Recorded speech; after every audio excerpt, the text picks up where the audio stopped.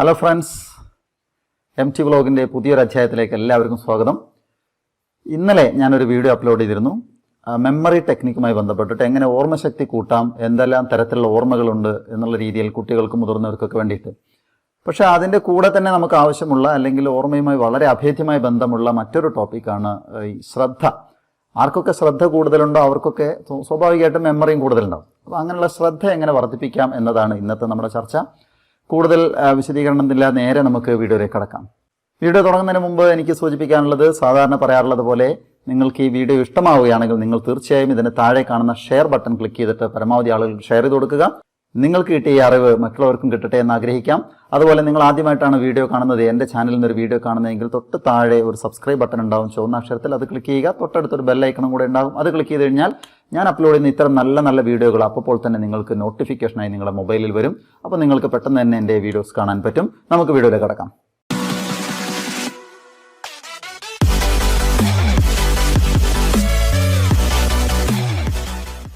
സാധാരണഗതിയിൽ നമ്മൾ ചുറ്റുവട്ടത്ത് കാണുന്ന ആളുകളെ ഓരോരുത്തരെ നോക്കിയാൽ പലതരം ആളുകളെ കാണാം. അതിലേറ്റവും പ്രധാനപ്പെട്ടത് ഈ ആബ്സെൻറ്റ് മൈൻഡഡായ ആളുകൾ നമുക്ക് ധാരാളം കാണാം. എല്ലാം മറന്നു പോകുന്ന, ശ്രദ്ധയില്ലാത്ത ആളുകൾ എന്ന് പറഞ്ഞാൽ വാഹനത്തിന് താക്കോല് മറന്നു പോകുന്നു, കുട വെച്ച് ഈ മഴക്കാലത്തൊക്കെ ആണെങ്കിൽ കുടയുമായിട്ട് പോകുന്നു, അവിടെ എവിടെയെങ്കിലും പോയി കഴിഞ്ഞാൽ അവിടെ വെച്ച് മറന്നു പോകുന്ന ആളുകൾ. പിന്നെ പരീക്ഷയ്ക്ക് കുട്ടികളൊക്കെ ആണെങ്കിൽ ഹോൾ ടിക്കറ്റ് മറന്നു പോകുന്നു, ഇൻസ്ട്രുമെൻറ്റ് ബോക്സ് മറന്നു പോകുന്നു, പേന മറന്നു പോകുന്നു, വെച്ച സ്ഥലം ഓർമ്മയില്ല. ഇങ്ങനെയുള്ള ആളുകളെ നമുക്കറിയാം. പക്ഷേ ഇതൊരിക്കലും ഇങ്ങനെ സംഭവിക്കാത്ത ആളുകളെ നമുക്കറിയാം. ആബ്സെൻറ്റ് മൈൻഡഡ് ആവുക എന്ന് പറഞ്ഞു കഴിഞ്ഞാൽ അവർക്ക് ശ്രദ്ധ കുറവുണ്ടെന്നുള്ളതാണ്. അപ്പോൾ നമുക്ക് ശ്രദ്ധ എങ്ങനെ വർദ്ധിപ്പിക്കാം, അതിന് കുറച്ച് ബ്രെയിൻ ജിമ്മുകളാണ് ഞാൻ പരിചയപ്പെടുത്താൻ ഉദ്ദേശിക്കുന്നത്. വീഡിയോ അവസാനം വരെ കാണണം. അപ്പോൾ അതിൽ ഞാൻ ആദ്യമേ പറയുന്നത്, ശ്രദ്ധകളെ മൂന്നായിട്ട് ശരിക്കും നമുക്ക് തരംതിരിക്കാൻ പറ്റും.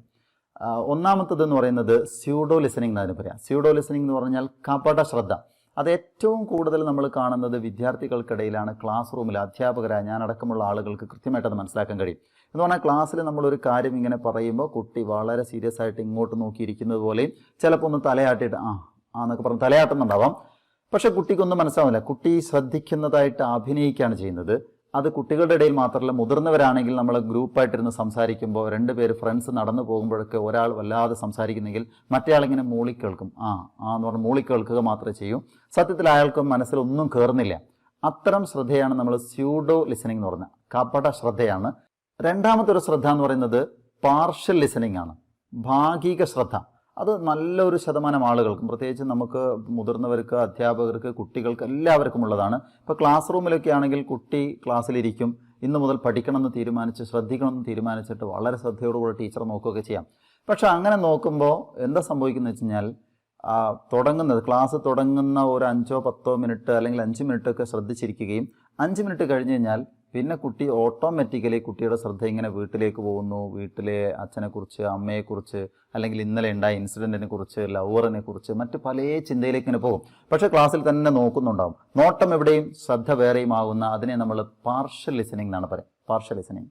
മൂന്നാമത്തെ ഒരു തരം ശ്രദ്ധയുണ്ട്, ദാറ്റ് ഈസ് ആക്റ്റീവ് ലിസണിംഗ്, പൂർണ്ണമായ ശ്രദ്ധ.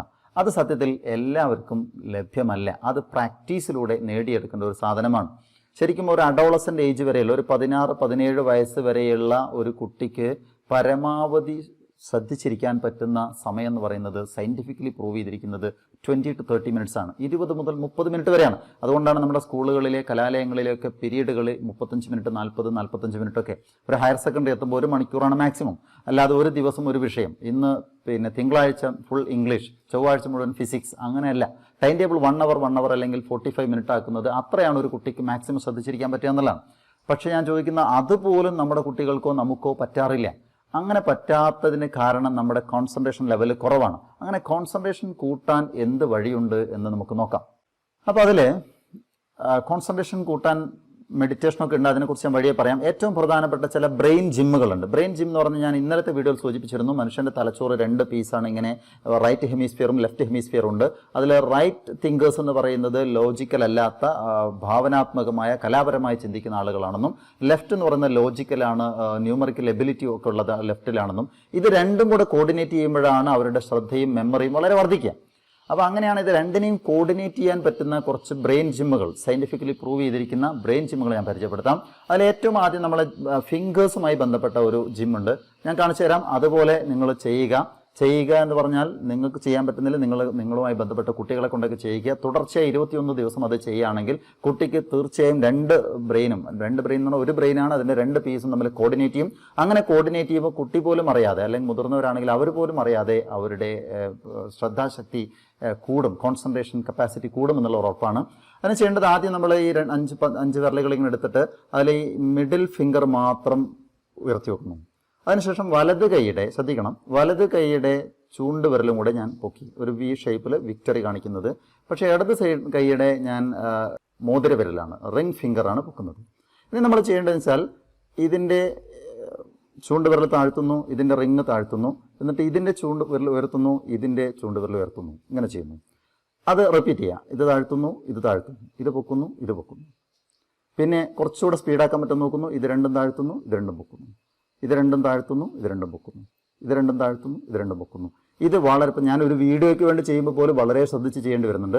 ഇങ്ങനെ നിങ്ങൾക്ക് ആദ്യത്തെ ദിവസം ഒരു 10 എണ്ണം ചെയ്യുക, പിന്നെ ഒരു 15, പിന്നെ ഒരു 20 ചെയ്യുകയാണെങ്കിൽ വലത് കൈ ഇടത് കൈ ഉള്ളത് കൊണ്ട് തന്നെ തീർച്ചയായും ഞാൻ ഇന്നലത്തെ വീഡിയോയിൽ സൂചിപ്പിച്ചിരുന്നു, ലെഫ്റ്റ് ബ്രെയിൻ വലത് കൈ നിയന്ത്രിക്കുന്നു, വലത് ബ്രെയിനാണ് ഇടത് കൈയെ നിയന്ത്രിക്കുന്നത്. ഇത് രണ്ടും ഒരുമിച്ച് തെറ്റാതെ ചെയ്യാൻ പറ്റുമ്പോൾ സ്വാഭാവികമായിട്ടും നമ്മുടെ മൈൻഡ് കോർഡിനേഷൻ നടക്കും, കപ്പാസിറ്റി കൂടും. ഉറപ്പാണ്, നിങ്ങൾ ചെയ്തു നോക്കുക. രണ്ടാമത്തെ വീണ്ടും ഒരു ഫിംഗറുമായി ബന്ധപ്പെട്ട ഒരു എക്സസൈസാണ്, ബ്രെയിൻ ജിം തന്നെ അതിനും പറയാം.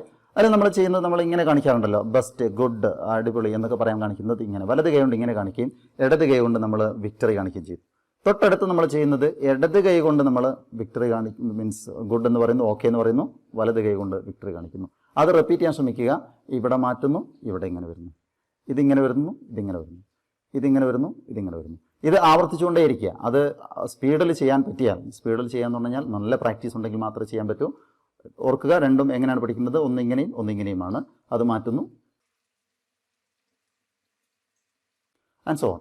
അത് ഈ പറഞ്ഞ പോലെ 5 തവണ ആദ്യം ചെയ്യാൻ പറ്റുന്നെങ്കിൽ പിന്നെ അത് 10 ആക്കുന്നു, 15 ആക്കുന്നു, അങ്ങനെ ഇൻക്രീസ് ചെയ്ത് വരികയാണെങ്കിൽ നമ്മുടെ കോർഡിനേഷൻ കൂടുമെന്നുള്ളതാണ്. അതുപോലെ മറ്റൊരു രസകരമായതും ശരിക്കും നല്ല രീതിയിൽ ഉപയോഗിക്കാവുന്ന, എപ്പോഴും ചെയ്യാവുന്ന ഒരു എക്സസൈസ് എന്ന് പറയുന്നത് നമ്മുടെ കൈ കൊണ്ട് മൂക്കും ചെവിയും പിടിക്കുക എന്നുള്ളതാണ്. മൂക്കും ചെവിയും പിടിക്കുക എന്നുള്ളത്. പക്ഷെ അത് പിടിക്കേണ്ടത് ഇങ്ങനെയാണ്, വലത് കൈ കൊണ്ട് മൂക്ക് പിടിക്കുക, ഇടത് കൈ കൊണ്ട് ചെവി പിടിക്കുക.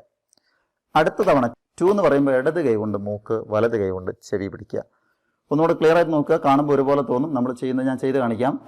1 2 1 2 1 2. ഇത് സ്പീഡിൽ ഇങ്ങനെ ചെയ്യാൻ പറ്റിയാൽ അയാൾക്ക് മെമ്മറി കപ്പാസിറ്റി കൂടും, അയാളുടെ ബ്രെയിൻ കോർഡിനേഷൻ കൂടും എന്നുള്ളതാണ് രണ്ടും. പക്ഷെ നോക്കുക, നിങ്ങളിത് ചെയ്യുമ്പോൾ സംഭവിക്കാൻ പോകുന്ന ഒരു കാര്യം എന്ന് പറയുന്നത്, മൂക്ക് പിടിക്കും, പക്ഷെ നിങ്ങൾക്ക് ഇവിടെ എവിടെയെങ്കിലും പിടിക്കാൻ തോന്നും. ചെവി നമ്മൾ കാണില്ല. അതുപോലെ ഇവിടെ ഇങ്ങനെ ആയിപ്പോവും. അങ്ങനെ ഫസ്റ്റ് ടൈം ആയിപ്പോയാൽ ഒരു ചിരിയൊക്കെ വന്നാലും നിങ്ങൾ അത് കഴിഞ്ഞിട്ട് ചെയ്യേണ്ടത് സീരിയസ് ആയിട്ട് വെച്ച് കഴിഞ്ഞാൽ 1 2 1 അങ്ങനെ ചെയ്തു നോക്കുക. സോ ഫിംഗറും കൈയുമായി ബന്ധപ്പെട്ട 3 എക്സസൈസാണ് പരിചയപ്പെടുത്തിയത്. ആദ്യത്തത് ഓർക്കുന്നു വിചാരിക്കാം, ഈ 2 വിരലും ഈ 2 വിരലും ഉപയോഗിക്കുന്നത്. രണ്ടാമത്തത് ഇങ്ങനെയും ഇങ്ങനെ ഉപയോഗിക്കുന്നത്. മൂന്നാമത്തത് മൂക്കും ചെവിയും പിടിക്കുന്നത്. അടുത്ത കോൺസെൻട്രേഷൻ കൂടാൻ നല്ല ഒരു ഗെയിം എന്ന് പറയുന്നത്, ഞാനിപ്പോൾ വീഡിയോയിൽ കാണിക്കുന്ന, ശ്രദ്ധിക്കുക, ഞാൻ കുറച്ച് കളറുകളുടെ പേര് ഇവിടെ എഴുതി കാണിക്കുകയാണ്. Blue, green, yellow, orange, red, ഇങ്ങനെ എല്ലാം ഇങ്ങനെ എഴുതി കാണിക്കും. പക്ഷെ അത് നിങ്ങൾ വായിക്കണം. വായിക്കേണ്ടത് എഴുതിയതല്ല നിങ്ങൾ വായിക്കേണ്ടത് ആ എഴുതാൻ ഉപയോഗിച്ച കളറാണ് വായിക്കേണ്ടത്. ഉദാഹരണത്തിന് യെല്ലോ എന്ന് എഴുതിയിട്ടുണ്ടെങ്കിൽ ഞാൻ എഴുതിയത് റെഡ് ലെറ്ററിലാണെങ്കിൽ നിങ്ങൾ വായിക്കേണ്ടത് റെഡ് എന്നാണ്. യെല്ലോ എന്ന് എഴുതിയത് വായിക്കുന്നത് റെഡ് എന്നാണ്, കാരണം അതിന് റെഡ് ലെറ്ററാണ് ഉപയോഗിച്ചത്. തൊട്ടടുത്ത ബ്ലൂ എന്ന് എഴുതിയിരിക്കുന്നത് ഞാൻ ഗ്രീനിലാണെങ്കിൽ നിങ്ങൾ വായിക്കേണ്ടത് ഗ്രീൻ എന്നാണ്. അങ്ങനെ ഈ മുഴുവൻ ലെറ്റേഴ്സും സ്പീഡ് ഒന്ന് വായിക്കാൻ ശ്രമിക്കുക, തെറ്റാതെ വായിക്കുക. അത് പല തവണ ആവർത്തിച്ച് നോക്കിക്കഴിഞ്ഞാൽ നിങ്ങൾക്ക് കോർഡിനേഷൻ കൂടും, മറ്റ് ശ്രദ്ധകൾ ഉണ്ടാവില്ല. അത് അടുത്ത ഒരു ഗെയിമായിട്ട്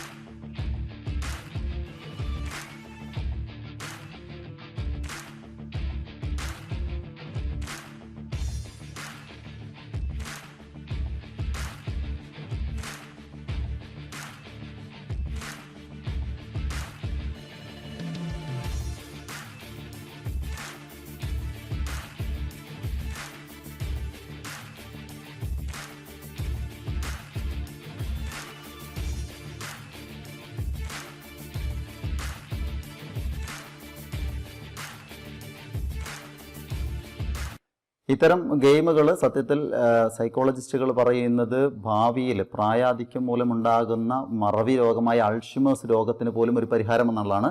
അതുകൊണ്ട് തന്നെ ബ്രെയിൻ എപ്പോഴും സ്റ്റിമുലേറ്റ് ചെയ്തുകൊണ്ടിരിക്കുക. ബ്രെയിനിന് വേണ്ട ഇത്തരം ഗെയിമുകൾ ഭേദമന്യേ ചെറിയ കുട്ടികൾക്കാവാം, മുതിർന്നവർക്കാവാം, നല്ല പ്രായമുള്ളവർക്കും മധ്യവയസ്കരും എല്ലാവർക്കും ഉപയോഗിക്കാൻ പറ്റുന്ന നല്ല ഗെയിമുകളാണ്. അടുത്തൊരു ടിപ്പ് എന്ന് പറയുന്നത് നമുക്ക് ഡെയിലി ചെയ്ത് നോക്കാവുന്നത്, നമ്മൾ മിക്കവാറും ഒന്നെങ്കിൽ വലത് ഡോമിനൻ്റ് ആയിരിക്കും അല്ലെങ്കിൽ ഇടത്ത് ഡോമിനൻ്റ് ആയിരിക്കും. നമ്മൾ വലത് കൈ കൊണ്ട് എല്ലാ കാര്യങ്ങളും ചെയ്യുന്നു എന്ന് പറഞ്ഞാൽ അതിൻ്റെ അർത്ഥം നമ്മുടെ ഇടത്തെ ബ്രെയിനാണ് ഡോമിനൻ്റ് ആയിരിക്കുന്നത്. നമ്മൾ ഇടത് കൈ കൊണ്ട് എല്ലാ കാര്യങ്ങളും ചെയ്യുന്നു എന്ന് പറഞ്ഞാൽ അതിൻ്റെ അർത്ഥം വലത് കൈ ഡോമിനൻ്റ്, വലത് തലച്ചോറ് ഡോമിനൻ്റ് എന്നാണ്.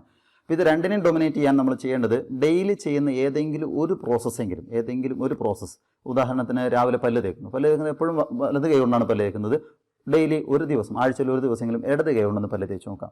അങ്ങനെ ഏതെങ്കിലും ഒരു പ്രോസസ്സ്, എഴുതാനാണെങ്കിൽ എഴുതുക, അല്ലെങ്കിൽ മറ്റെന്തെങ്കിലും ഒരു പ്രോസസ്സ് ഇടത് കൈ കൊണ്ടും കൂടെ ചെയ്ത് നോക്കാൻ ശ്രമിക്കുക. ഇനി ലെഫ്റ്റ് ഹാൻഡാണ് ഡൊമിനേറ്റ് ചെയ്തിരിക്കുന്നതെങ്കിൽ അവർ വലത് കൈ കൊണ്ട് ചെയ്ത് നോക്കുക. അങ്ങനെ ഇടയ്ക്കിടയ്ക്ക് ഒരു പ്രോസസ്സ് മാറ്റി ചെയ്യുകയാണെങ്കിലും അവൻ്റെ ബ്രെയിൻ സ്റ്റിമുലേഷൻ നടക്കും എന്നതാണ് സയൻസ് പറയുന്നത്. അതുപോലെ അടുത്തൊരു ടിപ്പ് എന്ന് പറയുന്നത്, എല്ലാ ദിവസവും അവനവൻ ചെയ്യുന്ന പരിപാടികൾ, എല്ലാ പ്രോസസ്സിലും ഒരു കാര്യമെങ്കിലും, ഏറ്റവും ചുരുങ്ങിയ പക്ഷം ബാത്റൂം കുളിയെങ്കിലും, ഷവർ ഓണാക്കി കുളിക്കുന്നതെങ്കിലും ഫുൾ ചെയ്യുന്നത് കണ്ണടച്ച് ചെയ്യുക. അങ്ങനെ കണ്ണടച്ചിട്ട് ഒന്നെങ്കിൽ നമ്മൾ നടക്കുന്നത് അല്ലെങ്കിൽ വീട്ടിൽ ചെയ്യുന്ന എന്തെങ്കിലും ഒരു പ്രോസസ്സ് കണ്ണടച്ച് ചെയ്യാൻ പറ്റുകയാണെങ്കിലും കോൺസെൻട്രേഷൻ കൂടും എന്നത് നമ്മൾ മനസ്സിലാക്കണം. ചെറിയ കുറച്ചുകൂടി ടെക്നിക്കുകൾ ഒന്ന് സൂചിപ്പിക്കാം, വേഗം വീഡിയോൻ്റെ ലെങ്ത് കൂടുന്നതുകൊണ്ട്. ഒന്ന് ചെയ്യാവുന്ന വേറൊരെണ്ണമാണ് സൂചിയും നൂലും എല്ലാവർക്കും പരിചയമുള്ളതാണ്. സൂചിയിൽ നൂല് കോർക്കുക. സാധാരണ ഇതിൽ നമ്മളിങ്ങനെ വളരെ കെയർഫുള്ളായിട്ട് ഇങ്ങനെ കോർക്കാൻ കഴിയില്ല. അങ്ങനെ വന്നു കഴിഞ്ഞാൽ നമ്മളൊന്ന് വായിലൊക്കെ ഇട്ട് നനച്ചിട്ടൊക്കെ ഇങ്ങനെ കോർക്കും. ഇനി ആ സൂചി കോർക്കുന്നത് നടന്നുകൊണ്ട് കോർക്കാൻ ശ്രമിക്കുക. അങ്ങനെ നടന്നുകൊണ്ട് കോർക്കുമ്പോൾ നമ്മുടെ കോൺസെൻട്രേഷൻ കൂടുമെന്നാണ് നമ്മൾ പറയുന്നത്. പിന്നെ അതുപോലെ നമ്പർ ഗെയിംസ് ഉണ്ട്. നമ്പർ ഗെയിംസ് എന്ന് പറയുന്നത്, നമ്പർ നമ്മൾ 1 to 100 എണ്ണാൻ എല്ലാവർക്കും അറിയാം. പക്ഷേ 100 to 1 അത് റിവേഴ്സ് ഓർഡറിൽ എണ്ണാൻ ശ്രമിച്ചു നോക്കുക. അങ്ങനെ ആദ്യം ശ്രമിച്ചു കഴിഞ്ഞാൽ കുറച്ച് സ്പീഡിൽ ചെയ്യാൻ പറ്റുകയാണെങ്കിൽ പിന്നെ അവിടെ സ്കിപ്പ് ചെയ്തിട്ട് 100, 98, 96, 94 അങ്ങനെ എണ്ണി നോക്കുക. പിന്നെ 2ന്റെ ഡിഫറൻസിന് പകരം 3ന്റെ ഡിഫറൻസ് 100, 97, 94 അങ്ങനെ എണ്ണാൻ ശ്രമിക്കുക. അങ്ങനെ എണ്ണുമ്പോഴും നമ്മുടെ ശ്രദ്ധ ഇങ്ങനെ ഇതിൽ തന്നെ കോൺസെൻട്രേറ്റ് ചെയ്യും, മറ്റുള്ളത് ശ്രദ്ധിക്കാതെ നമുക്ക് ചെയ്യാൻ പറ്റുമെന്നുള്ളതാണ്. അതുപോലെ വേറെയും കുറേ എക്സസൈസ് ഉണ്ട്. നമുക്കിങ്ങനെ ഈ കളർ ബോൾസ് എന്ന് പറഞ്ഞാൽ നമ്മുടെ തെർമോക്കോളിൻ്റെ ചെറിയ ബോളുകളുണ്ട്, പച്ച, മഞ്ഞ, നീല, കറുപ്പൊക്കെ ആയിട്ട്. അതൊരു പാക്കറ്റ് വാങ്ങിച്ചിട്ട് നിലത്ത് വിതറുക. ഏറ്റവും ചുരുങ്ങിയ സമയം കൊണ്ട് ഒരു കളറുള്ളത് മാത്രം പെറുക്കിയെടുക്കുക. അത് കഴിഞ്ഞ് അടുത്ത ഒരു കളർ പെറുക്കിയെടുക്കുക. അങ്ങനെ സെപ്പറേറ്റ് കളർ പെറുക്കിയെടുക്കാൻ പറ്റുന്നു എന്ന് പറഞ്ഞാൽ അയാളുടെ കോൺസെൻട്രേഷൻ കൂടും എന്നുള്ളതാണ്. ഇതിനേക്കാളൊക്കെ പ്രധാനപ്പെട്ടത്, ഇതൊക്കെ ചെയ്യുമ്പോഴും ഏറ്റവും പ്രധാനപ്പെട്ടത് ഇന്നലെ ഞാൻ കഴിഞ്ഞ വീഡിയോയിൽ സൂചിപ്പിച്ച പ്രധാനപ്പെട്ട കാര്യമാണ് മെഡിറ്റേഷൻ തന്നെയാണ്. സ്വസ്ഥമായിട്ടിരുന്നിട്ട് നേരെ ഇങ്ങനെ നട്ടൽ നിവർത്തും ഇരിക്കുക. നല്ല രീതിയിൽ 2-3 തവണ ശ്വാസം വലിച്ചു വിടുക. 2-3 അല്ല, ഒരു 10 തവണയെങ്കിലും. ഓരോ തവണ ദീർഘശ്വാസം എടുക്കുമ്പോഴും ഹോൾഡ് ചെയ്യുക. 1, 2, 3 3 സെക്കൻഡെങ്കിലും ഹോൾഡ് ചെയ്ത് വെക്കുക. വളരെ സാവധാനം പുറത്തു വിടുക. അതിനുശേഷം കണ്ണടച്ചുകൊണ്ട് ധ്യാനം നടത്തുക എന്നുള്ളതാണ്. ഈ മെഡിറ്റേഷന് ധാരാളം വഴികളുണ്ട്. ഞാൻ ഇന്നലെ സൂചിപ്പിച്ചത് ഈ മെമ്മറി കപ്പാസിറ്റിയുമായി ബന്ധപ്പെട്ടത് നന്നായിട്ട് ശ്വസിച്ചതിന് ശേഷം ഇന്നലെ ഈ സമയം മുതൽ ഇന്ന് ഈ സമയം വരെ ഞാൻ ചെയ്ത എല്ലാ കാര്യങ്ങളും ഓർത്തെടുക്കാൻ ശ്രമിക്കുകയാണെങ്കിൽ മെമ്മറി കപ്പാസിറ്റി കൂടുന്നുള്ളതാണ്. അതുകൊണ്ട് ശ്രദ്ധ കൂട്ടാൻ ഞാൻ സൂചിപ്പിച്ച ബ്രെയിൻ ജിമ്മുകളിൽ കൈകൊണ്ട് ചെയ്യേണ്ട കാര്യങ്ങൾ, മൂക്കും ചെവിയും പിടിക്കുന്ന കാര്യങ്ങൾ, അതുപോലെ കളർ ഗെയിം, കണ്ണടച്ചിട്ട് ചെയ്യേണ്ടത്, അതുപോലെ റെഗുലർ ആക്ടിവിറ്റീസ് ഒരെണ്ണമെങ്കിലും ഇടത് കൈ കൊണ്ട് ചെയ്യുന്നത്, ഈ കാര്യങ്ങൾ നിങ്ങൾ പ്രാക്ടീസ് ചെയ്ത് നോക്കി കഴിഞ്ഞാൽ, തുടർച്ചയായി 21 ദിവസമെങ്കിലും പ്രാക്ടീസ് കഴിഞ്ഞാൽ തീർച്ചയായും നിങ്ങൾക്ക് മെമ്മറിയിൽ വ്യത്യാസം ഉണ്ടാകും, കോൺസെൻട്രേഷൻ നന്നായിട്ട് കൂടും. അതുകൊണ്ട് ഞാൻ ഒന്നുകൂടെ പറയുന്നു, നിങ്ങൾക്ക് ഈ ഇൻഫർമേഷൻ ഇഷ്ടമായെങ്കിൽ വീഡിയോയുടെ തൊട്ട് താഴെയുള്ള ഷെയർ ബട്ടൺ അമർത്തിയിട്ട് പരമാവധി ആളുകൾക്ക് ഈ ഇൻഫർമേഷൻ എത്തിച്ചു കൊടുക്കുക. സബ്സ്ക്രൈബ് ചെയ്യുക, തൊട്ടടുത്ത ബെല്ലൈക്കൺ ഇനേബിൾ ചെയ്യുക. മറ്റൊരു വീഡിയോയിൽ വീണ്ടും കാണാം. അതുവരേക്കും ഞാൻ ഇവിടെ വാങ്ങുന്നു. സ്നേഹപൂർവ്വം, നജീബ്.